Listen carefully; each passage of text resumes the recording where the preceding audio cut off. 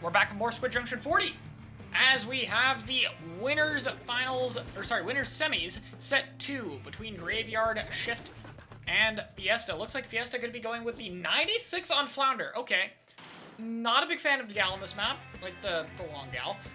But alright, and then we're seeing, you know, pretty standard comp from Graveyard Shift. They got the Tetra 1 trick and everything else is about what you'd expect them to come to be at this point. And we got the Force Splash. Here we go. Alright, so we've got the 96 posting up on the top left here. This is a pretty standard kind of anchor position. Making sure that they don't get flanked on that left-hand side and using their range to be able to stop anybody who comes over the bridge. But the fight is on the bottom right at the moment. We've got 2 going down on the part of the European team here. And so we're going to have Fiesta picking up and moving... Oh, they got stopped somewhere.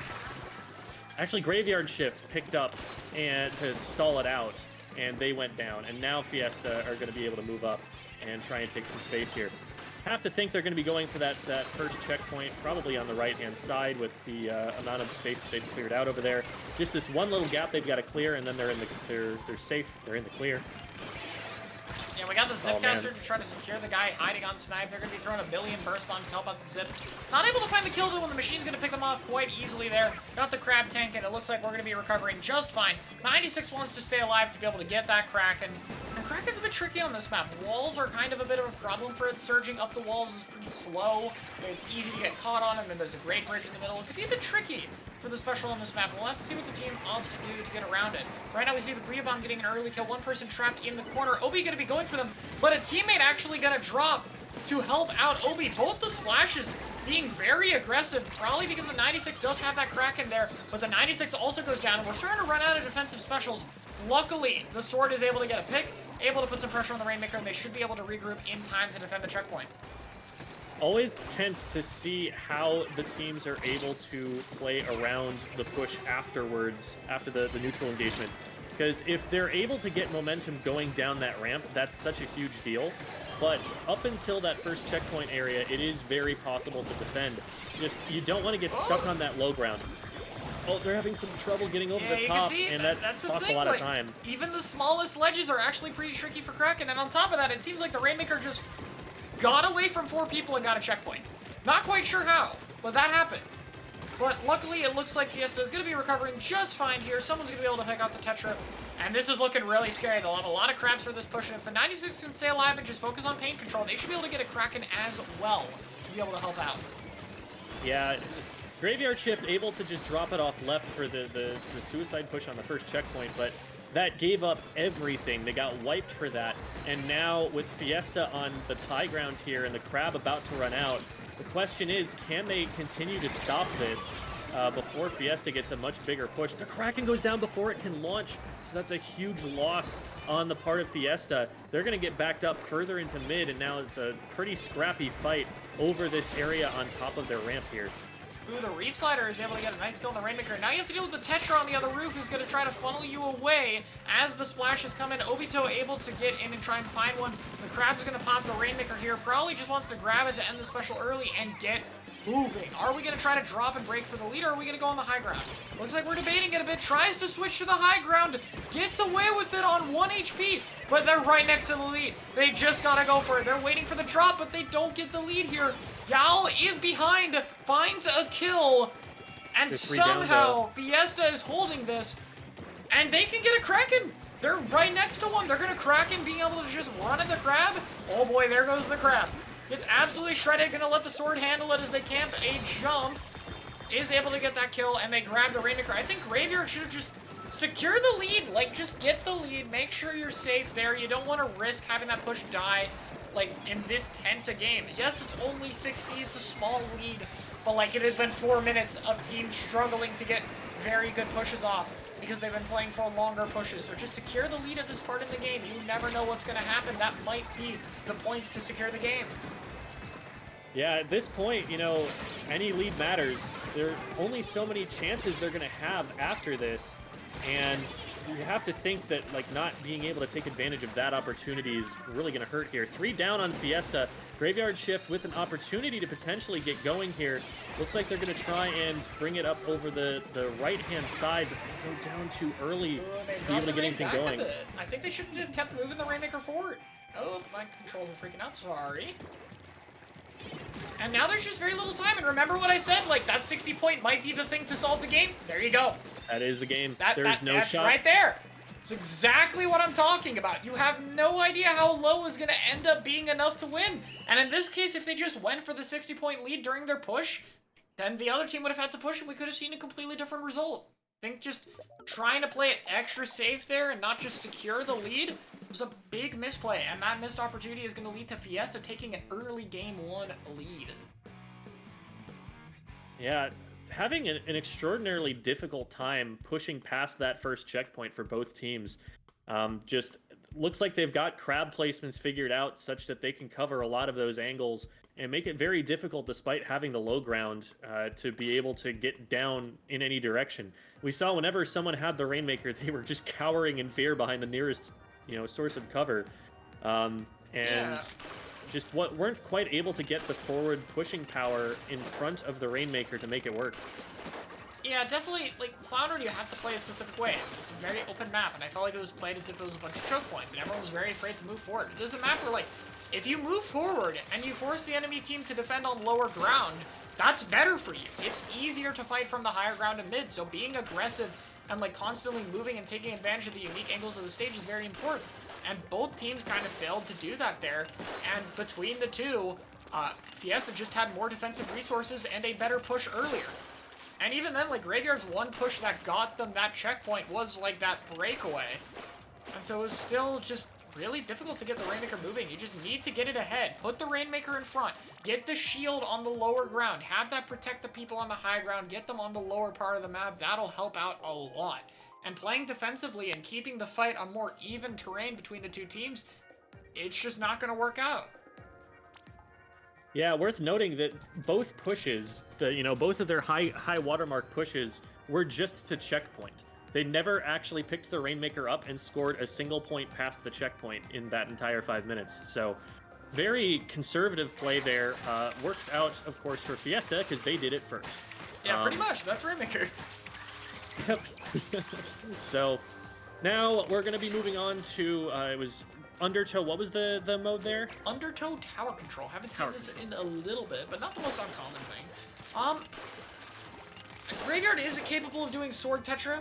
I do think that makes a little bit more sense if you're going to play around Tetra. I think Sword's like one of the best things you could do around it, but I think Zera also prefers to use it mostly in zones, and so I'm guessing this is probably the reason they're opting to do other things, and I'm not sure if we'll see it here, just to kind of keep what they're comfortable with. I mean, zones probably the easiest mode for the weapon, maybe second best outside of, like, Clan Blitz obviously being way better for it, so it makes sense. Looks like we're going to be seeing the same comp. Is that a V-Bucket? And a Neo Splash, and there's no crab tanks being picked. Double Tri-Strike, so clearly the thought process here is nuke the crap out of the tower, and yeah, we have... they're... This is what the devs were hoping for. It's 4 things that counter crab. Quote-unquote counter. Results may vary. But here we go. This is the idea. Have a bunch of things that can deal with crab very well and move a bit faster and see if you can overwhelm it. That's always been the idea in terms of things that can beat the crab, and we'll see if it happens there. Tetra's going for a quick trade, and we're going to be seeing the Sword actually get up there. I think the Squid roll forward was a bit greedy. Gets them picked up early. If this machine goes down, it could be pretty bad. The Tetra's jumping in. They need to secure this landing. And they do get in safely. And this is the thing here. You don't want to defend on this bottom left side of the map. It's very difficult to kind of hold on. They do pick him off, but unfortunately they lose a lot of the control they had there in order to get that kill. Tri-Strikes are coming out from the Neo Splash. And the Bucket's able to find one walking forward here in the front. Well, 2 on Graveyard goes down. There. The Zipcaster is just going in, able to, like, kind of help out its team and assist in those 2 kills. And this second checkpoint looks like it's going to be hard to contest unless if the Tetra is able to secure a kill. Sword is playing to stay alive. There's a Kraken on the tower, so they're getting the checkpoint. And it's 2v2 right now. They're able to hang on just enough against the Tetra's aggression that they're able to stay on the tower there. It's a good defensive perimeter that they were able to build around it. 3 down on Fiesta. This should be the end of that push unless we get an absolute career day out of that play right there. Ooh, there's a jump in. I don't think they know about this bucket. Goes in, gets 1. They're trying to get the jumps, and it's just not, doesn't quite have the fire rate to make it happen there. 1-for-1 trade. Gonna slow them down a little bit maybe, but tower definitely gonna be headed back to mid at this point. Fiesta are now on the defense here, but they get the Tetras again. They're able to very consistently get those Tetras. It doesn't feel like the Tetras have been getting a ton of value just yet in terms of splats. Maybe able to draw a little bit of aggro here and there, but that hasn't been enough. 2 down on Fiesta, so getting back into defensive positions, trying to hunt down the third. They're stuck in the corner over there. Oh, Tower the is Reef now Slider moving. combo with the Crab, but they're still alive! And you have to secure that kill on a Kraken player. If they have an invincibility button, you gotta pick them, and you gotta pick them fast, because they will pop it and not die. And that's very valuable, and there we go. That stall is enough. They survive, and now they're gonna have Zipcaster. They're gonna have Tri-Strikes because it's a Splash-O-Matic with the Suction Bomb, let's be honest. And they're just gonna walk the tower for it, play for specials, and just use that momentum and try and melt through the other team before they can do anything. The Tetra's gonna try to go in and make things happen, and look at the Sword just playing defensively around the block, not exposing themselves, and just letting the Splash double team. They're being very calm here. And what's even more scary is the Kraken on the tower. The Crab's the only thing that can really keep control of it, and it's being hit by Zipcaster. It's being hit by Tri-Strike. And the second one will secure it, but not before the points are on the board. And the Tri-Strike's able to clean Obito in order to secure it, and that is an extension on the push. Not enough for the checkpoint, would have been nice just in case, but still pretty good. But here's the danger now. We can see the Tetra, but the Tetra honestly going in a bit of an awkward spot. They're just kind of putting themselves in the corner, and the Sword is going to be able to double team with a friend to be able to pick them off. Gets another double team with the bucket.